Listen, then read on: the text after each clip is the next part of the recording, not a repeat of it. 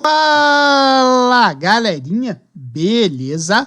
Eu sou Marcelo Bolinha e estou resolvendo exercícios de força magnética sobre cargas elétricas.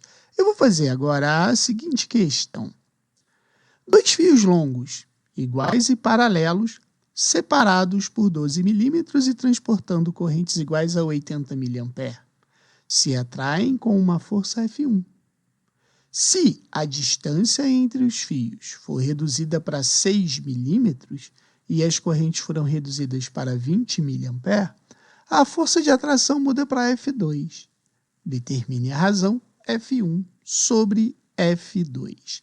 Veja bem, quando a gente está falando em fios paralelos percorridos por correntes elétricas, esses caras, esses condutores, eles vão gerar um campo magnético entre eles.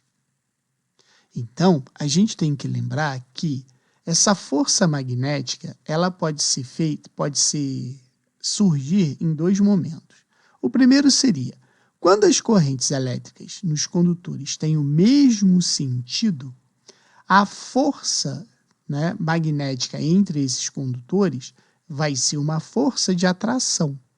Então, a gente pode dizer que esse fio aqui, o fio 1 vai ser atraído pelo fio 2 e o fio 2 vai ser atraído pelo fio 1 em função dos campos magnéticos, certo? Agora, quando as correntes elétricas tiverem sentidos opostos, vai ocorrer a repulsão entre os condutores. Então, a gente vai ter exatamente as forças de repulsão. Para a gente calcular essa força, a gente usa a relação força magnética é igual à permeabilidade do meio, corrente elétrica de um fio, corrente elétrica do outro fio, o comprimento dos condutores divididos por 2π vezes a distância entre esses condutores, certo? Como a gente sabe, ele deu duas situações e ele quer que a gente determine a razão entre essas duas situações, certo? Então, para o fio 1, eu vou ter assim, μ1 e 1, como os i's são iguais, eu vou botar I vezes I, tá? Vezes o comprimento do condutor, divididos por 2π vezes D. Aqui, a gente pode dizer que é μ, I vezes I, porque é o do caso 2, então aqui eu vou falar assim, do caso 1 e do caso 2, tá? Vezes L, divididos por 2π vezes a distância entre esses condutores. Bom, a gente pode já fazer as seguintes simplificações. Esse μ com esse μ, esse L com esse L, esse 2π com esse 2π. O que vai sobrar para a gente aqui?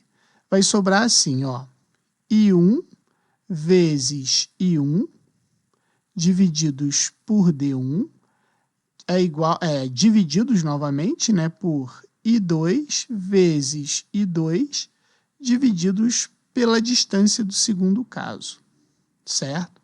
Então, como é que a gente vai fazer isso aqui? Repete a primeira fração, que é I vezes I, divididos por D, I1 vezes I1 por D1, multiplica pelo inverso da segunda, que vai ser D2, I2 vezes I2.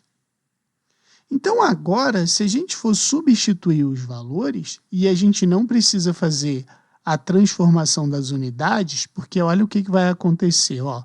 F1 sobre F2 vai ser igual a 80 mA vezes 80 mA, divididos por 12 milímetros.